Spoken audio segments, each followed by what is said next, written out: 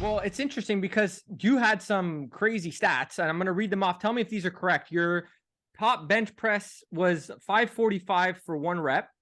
Hmm. Your squat was 585 for 6, and then you had a deadlift of 725 for 1, and you Yeah, stand at 6'5", 295 pounds in your pro wrestling condition. Is that correct?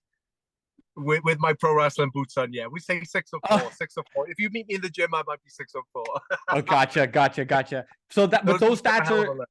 Yeah, wow. So but that's yeah, insane. no, back in the day, and I mean, like there's no way if you and I went to the gym for the next year or two, you'd never see me pull any of that weight anymore. So I think it was pretty much shortly after that time of being with WWE, I became more aware and I started experimenting a lot more with time under tension, just really feeling things. It was almost like I came into a different zone of how I can do the most damage to my fibers, but the least amount of damage to my tendons and joints because I was really feeling it around that time, and I didn't want to be one of those guys, like I said, who's going to pull a pec or basically have a deformity that's not going to go. You know what I mean? So that was a big thing for me, and even to this day right now when I train with guys, they'll see that my go-to is time under tension. It works because I've kept pretty much all my size. So do you think that the time under tension thing where you're slowing down the negatives, being a bit more cautious,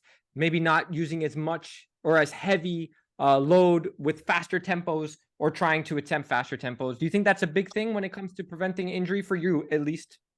I think it's massive. Everything's changing, like social media, just the generations. When I go to gyms, I see kids and it's just like, oh man, how much do you bench press? You know what I mean? I'm like, I don't care now. I don't care how much I bench press anymore. But to them, it's a big deal. And I'm not saying that lifting weight does not equate to building muscle because it does, but there's a risk factor in that. So I try and tell people and let them know that there are different alternatives to building muscle other than slamming, 300 pound on a bar and just doing whatever with it. You know what I mean? Yes, it will work. You will get stronger. You probably will get bigger. But ultimately, there are different we call them frequencies that you can shock your muscle tissue with that will still get you that same breakdown, but will also just save your tendons and your joints. You know what I mean? Like I've been, like you said, I've been lifting for a long time. So my knees, I got to warm them up a little bit more. So it's just I have changed those workouts to accommodate my age, and I hate saying that, but I really have. So to really go into specific the kind of things that I love doing, and I implore the people who are going to watch your show to just try it out, is instead of just doing a movement and slowing it down, which would classify as time under tension, but I'll do like a static hold under weight load. And I mean, when I say weight load, it's like if I'm doing a set of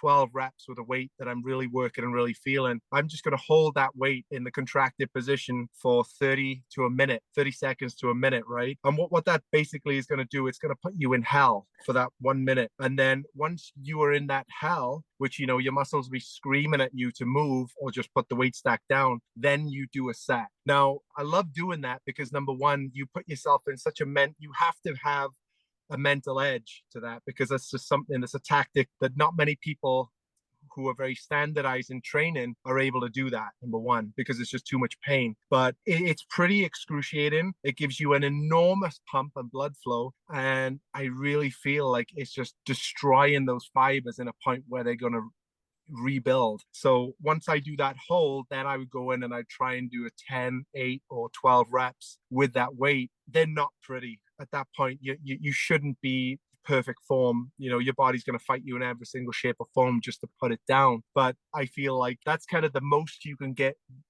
And I ask myself, what's the most I can do? What's the most I can get out of this one motion versus just like, hey, how much can I lift? That's kind of the sort of psychology aspect that I really try and employ on every movement.